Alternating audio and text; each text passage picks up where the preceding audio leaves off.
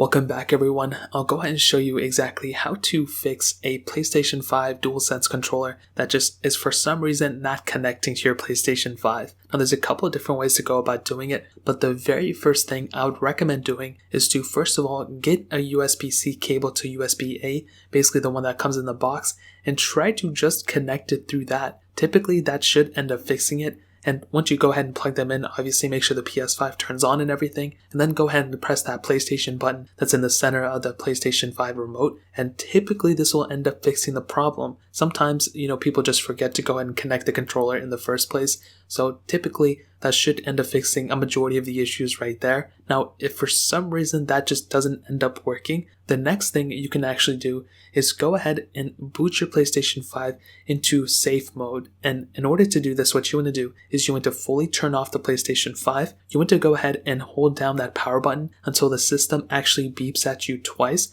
So it'll give you a beep, then it'll say another beep. And then what you want to do is once your PlayStation 5 is in safe mode, you want to go ahead and turn your PlayStation 5 controller onto the back. So basically you're looking at the back of the controller. Now by that Sony little sign towards the bottom half, there's a little sync button. It's a little hard to see, but it's just like a little button that you can kind of put something in. You want to go ahead and get some type of paper clip or a needle or something like that. And you want to just hold the back of that specific sync button for about 5 seconds. So you should, wait a couple more seconds, probably I would say like 10 seconds, but after a certain amount of time, you will basically see that your controller will actually end up being reset. So now what you can do is go ahead and pretty much try pairing up your PlayStation 5 controller to the PlayStation 5 once more. So it'll go ahead and pretty much delete all the peripherals it already had before, all the syncs it had, which didn't sync anything, and that'll probably end up fixing the issue right there. So you can go ahead now and turn your PlayStation 5 back on. So make sure it's, in the regular mode.